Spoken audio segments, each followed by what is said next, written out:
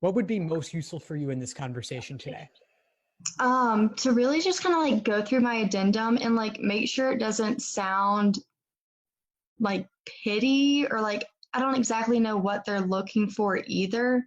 So I was kind of like doing a guess slash going off Google, and I don't really know how it turned out, but Okay, sure. Yeah, let's walk through it together.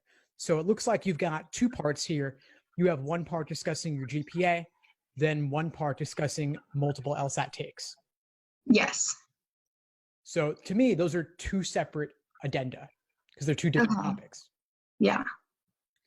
Now, so for the GPA, could you just summarize in your own words your explanation for GPA that was lower than otherwise? So my first semester of college, I ended up having really bad depression, and I ruptured all my ligaments and tendons playing tennis. So I was missing a lot of classes, which caused me to have to drop because once you miss so many classes, it was an automatic fail. So I had to drop some classes, and I just got only a 2.8 my first semester. And then afterwards, I had 3.8s and 4.0s. Nice, incredible. So you can show that was for a defined limited period where you had the relatively lower GPA and you have reasons explaining that. Mm-hmm. Perfect. I think that's a perfectly fine reason. It's also a good reason to write an addendum. Okay. I would just look to keep it as absolutely concise as possible. Okay. So it's pretty much just short and to the point. Yes, short and to the point, explaining, not making excuses.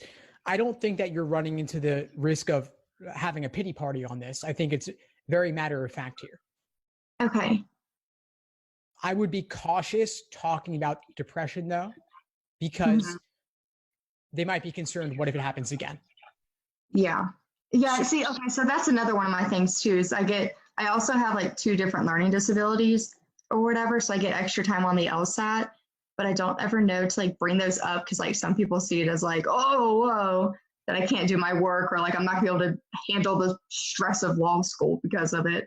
So like, do I mention those or no? I probably wouldn't, because in fact, it was only the result of a lawsuit that led LSAC to no longer note on your score report that you got extra time on the LSAT. Mm-hmm. And so if you have extra time, that's a great benefit because obviously it can make a difference. Now, it's obviously intended to simply put you on a level playing field. In some cases, might it do more than that? Maybe. And law schools, I mean, they're going to ask, well, are you going to want extra time on everything in law school too? Yeah. Okay. Okay. That makes sense. So you don't need to include that. I wouldn't mention the depression. I wouldn't mention the extra time. For the GPA, I would talk about the injury and limit it to that. Obviously, a very clear, defined period with an endpoint. You said 8 months of physical therapy and reconstruction surgery. That's a big process. Obviously, that could take a lot of time. Obviously, that could knock you out for a little bit. Yeah. And there's no reason to think that anything like that would happen again. Okay. Yeah. I think the addendum, for the GPA addendum, that's where I would focus. For the LSAT addendum, I would not mention extra time. Okay. I also wouldn't necessarily write it simply on the fact that you had 3 takes. I mean, you had 3 takes, you went up each time.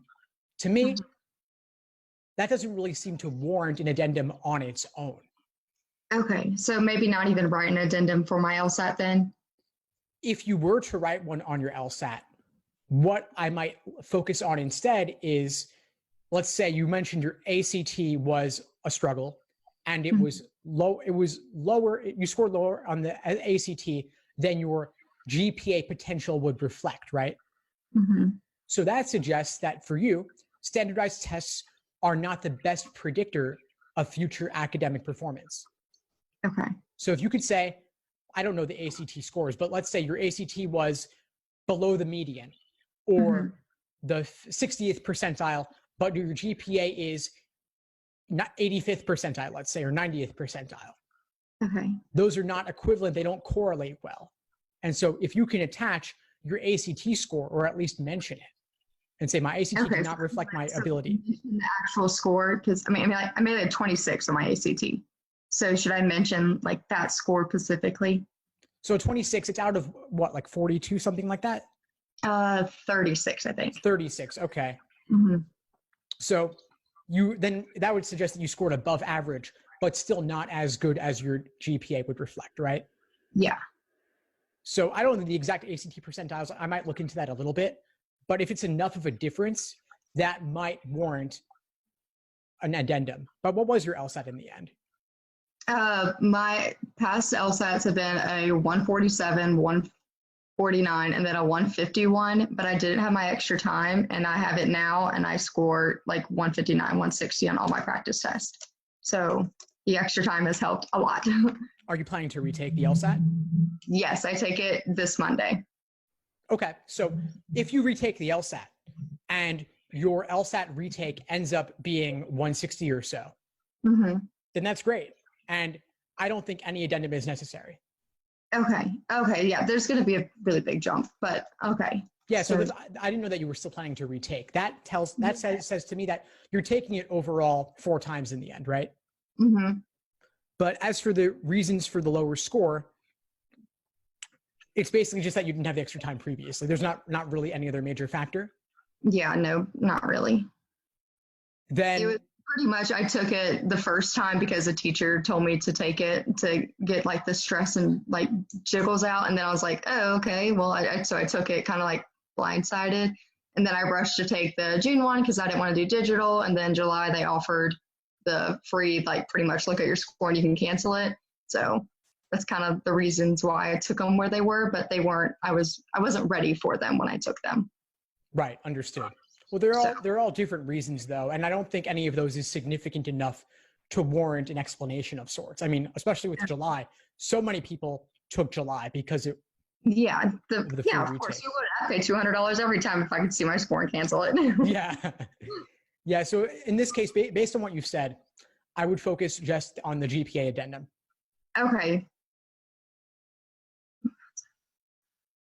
Okay, perfect. And that one to pretty much kind of like take out the depression and all of that in there and just really specify on the injury. Yeah, exactly. And just limit it to a couple hundred words at most. Okay. Ideally, just if you could keep it to 1 paragraph or 3 to 4 sentences, that would be ideal. Okay. Yeah. So mine was definitely like a page and a half. Yeah, no, it's hard. I mean, obviously it takes a lot of work to chop it down bit by bit, but give your full explanation on your initial draft and then just chop out every unnecessary word and every unnecessary detail till you're down to the core. Okay. Sweet. Thank you so much for talking with me and going through my thing. I'm applying early admissions to UGA and the applications due on the 1st. So I was like, So I'm kind of like a late bloomer to all this stuff right now. Well, I'm really glad we were able to connect on this before that. Please keep in touch and let me know if there's anything at all I can do for you to support you as you move forward with this or with the LSAT too. Alrighty. Well, thank you so much. Thanks for tuning into the show. Please subscribe if you haven't done so already to be notified of new episodes as I release them. And feel free to reach out if you need anything at all as you move forward with your prep. I'm happy to help however I can. In the meantime, I wish you all the best and take care.